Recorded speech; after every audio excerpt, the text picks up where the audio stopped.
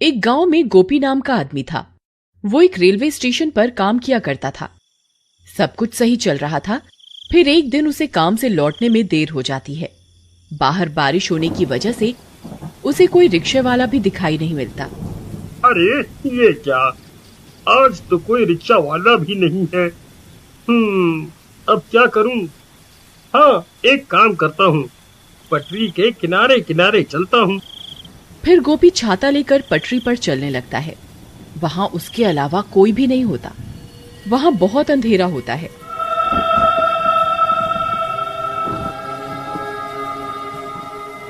हे भगवान, यहाँ तो बहुत अंधेरा है। कहीं मैंने इस रास्ते से आकर कोई गलती तो नहीं कर दी? तभी पीछे से कोई उसका नाम पुकारता है, गोपी गोपी। अरे मर गए रे, यहाँ तो कोई भी नहीं है। फिर पीछे से मेरा नाम कौन पुकार रहा है? क्या करूं? फिर गोपी पीछे मुड़कर देखता है तो वहाँ कोई भी नहीं होता।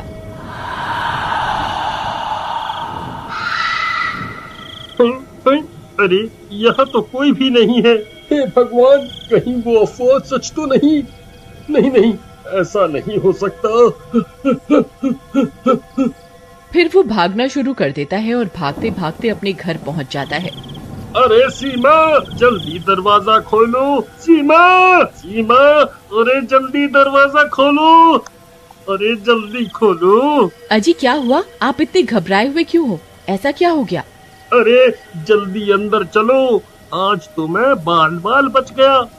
बाहर बारिश होने की वजह से आज मुझे घर के लिए कोई रिक्शा नहीं मिला। इस वजह से मैं पटरियों के रास्ते से घर आने लगा।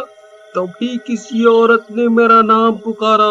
मैंने पीछे मुड़कर देखा, वहाँ कोई नहीं था। हे भगवान, आपने पीछे मुड़कर क्यों देखा? ये आपने क्या कर दिया? आपको पता नहीं था क्या? सब गांव वालों का कहना है कि अगर कोई औरत पटरियों पर तुम्हें पुकारे तो पीछे मुड़कर नहीं देखना, नहीं तो वो औरत तुम्हारे साथ तुम्हारे घर आ जाएगी। अरे मर गए, ये तुम क्या बोल रही हो सीमा? मैंने तो पीछे मुड़कर देखा था, लेकिन मुझे वहाँ कोई दिखाई नहीं दिया। अब क्या होगा?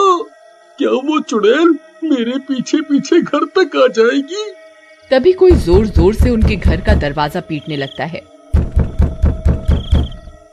अरे मर गए रे, ये इतनी रात गए कौन आ गया? हाय रे, कहीं वो चुड़ैल तो नहीं आ गई?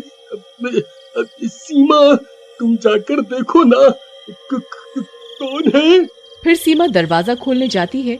फिर जैसे ही सीमा दरवाजा खोलती है तो उसे वहाँ कोई दिखाई नहीं देता। अरे यहाँ तो कोई भी नहीं है। फिर सीमा दरवाजा बंद कर देती है और कमरे की ओर जाने लगती है कि तभी फिर से कोई दरवाजा खटखटाता है। अरे अब फिर से कौन आ गया? अभी तो कोई भी नहीं था। सीमा फिर से दरवाजा खोलती है लेकिन बाहर कोई भी नहीं होता। लगता है कोई बच्चा शरारत कर रहा है। फिर सीमा दरवाजा बंद कर लेती है, लेकिन बाहर कोई गोपी का इंतजार कर रहा होता है। उसे इंतजार होता है गोपी का। अरे सीमा, लगता है कोई शरारत कर रहा है। तभी फिर से दरवाजे पर दस्तक होती है। सीमा, इस बार मैं जाता हूँ, तुम यहीं रुको। अभी इन बच्चों को सबक सिखाता हूँ। फिर गोपी दरवाजा खोलने जाता है और जैसे ही दरवाजा खोलता है उसकी आंखें फटी की फटी रह जाती हैं। तभी गोपी की चीखने की आवाज आती है। अजी अजी क्या हुआ? आप ठीक तो है ना? फिर सीमा भागते हुए दरवाजे पर जाती है, लेकिन गोपी का कोई नामो निशान नहीं होता। हे भगवान, ये कहाँ चले गए? तभी एक गांव वाला सीमा के घर के पास भागता हुआ आता है। अरे सीमा बहन, अनर्थ हो गया। तुम्हारे घर एक औरत सफेद साड़ी में आई और गोपी भाई को घसीटते हुए अपने साथ पटरियों की तरफ ले गई। लेकिन ये कैसे हो सकता है? भला एक औरत इन्हें कैसे घसीट सकती है? अरे बहना, वह कोई आम औरत नहीं थी, उसके पैर उल्टे थे। वो वही चुड़ैल थी जिसे लोगों ने अक्सर पटरियों पर चलते हुए देखा है।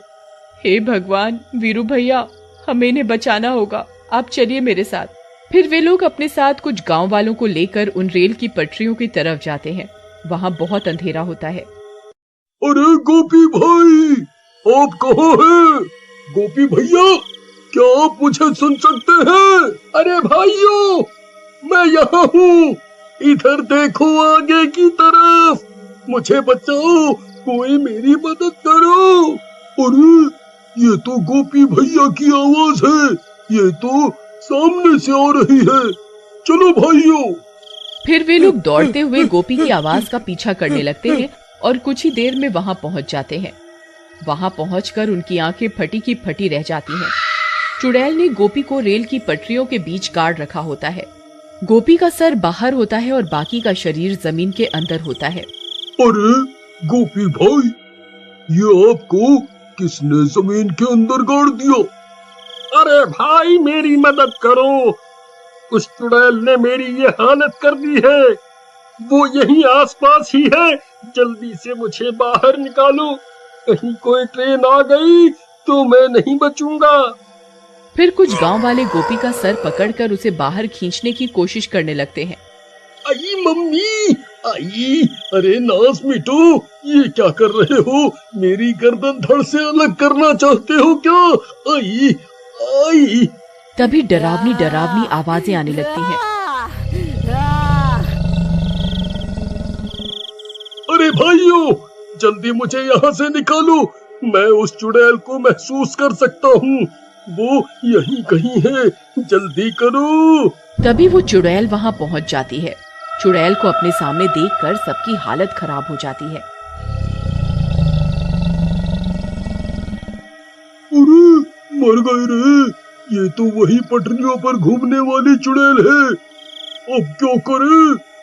भाइयों, मैं तो कहता हूँ जल्दी से यहाँ से निकल लेते हैं, नहीं तो ये किसी को जिंदा नहीं छोड़ेगी। अरे कमबख्त, मुझे यहाँ अकेला छोड़कर जाने की बात कर रहा है, मेरा क्या होगा? नहीं नहीं, मैं इन्हें अकेला छोड़कर कहीं नहीं जाऊंगी। तभी उन्हें ट्रेन की सायरन की आवाज आती है। आई मम्मी, ये तो ट्रेन की आवाज है भाई, अरे मर गया रे, अब मैं नहीं बचूंगा। अरे अरे गाँव वालों, जल्दी मुझे यहाँ से निकालो। फिर जैसे ही गांव वाले गोपी को फिर से निकालने की कोशिश करते हैं, चुड़ैल गुर्राने लगती है।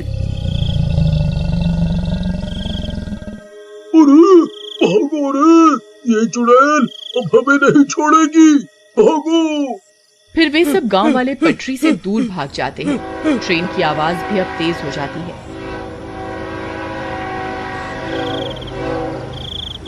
सीमा दूर से आती हुई ट्रेन को देख लेती है।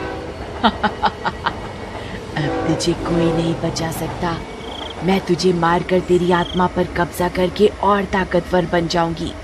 अब कोई फायदा नहीं है सीमा, ट्रेन बहुत नजदीक आ गई है, अब मैं नहीं बचूंगा, तुम यहाँ से चली जाओ, चली जाओ। नहीं नहीं जी, मैं आपको छोड़कर कहीं नहीं जाऊंगी, अगर मरना ही है तो साथ में मरेंगे। फिर इतना बोलकर सीमा गोपी के आगे लेट जाती है। नहीं सीमा, ये तुम क्या कर रही हो? देखो देखो, ट्रेन आ रही है, तुम यहाँ से हट जाओ। ए बेवकूफ औरत, ये तो क्या कर रही है? क्यों अपनी जान देना चाहती है? तू मेरा शिकार नहीं है, सिर्फ तेरे पति ने मेरी आवाज सुनी थी और मुझे पलट कर देखा था, सिर्फ ये मेरा शिकार है। तू इसकी वजह से अपनी जान क्यों दे रही है? चुड़ैल जी, ये मेरे पति हैं, मैं इनके बिना नहीं जीना चाहती। तभी वो ट्रेन और भी नजदीक आ जाती है, लेकिन सीमा का प्यार देखकर चुड़ैल का मन बदल जाता है। उसे भी अपना गृहस्थ जीवन की याद आ जाती है। अरे भाइयों, वो देखो ट्रेन आ गई, अब ये लोगों को कोई नहीं बचा सकता। तभी वो चुड़ैल अपना हाथ उठाती है और अपनी शक्तियों से ट्रेन को रोकती है। अरे वाह वाह वाह वाह, सीमा, ट्रेन रुक गई, हम तो बच गए। तुम दोनों जा सकते हो, मैं तुम्हारी जान नहीं ले सकती। मेरा एक काम करना, यहाँ झाड़ियों में मेरी लाश पड़ी हुई है, उसका अंतिम संस्कार कर दो, इससे मुझे मुक्ति मिल जाएगी। फिर गांव वाले उस चुड़ैल की लाश ढूंढते हैं और उसका अंतिम संस्कार कर देते हैं। और उस दिन के बाद से उन रेल की पटरियों पर किसी औरत की आवाज सुनाई नहीं देती।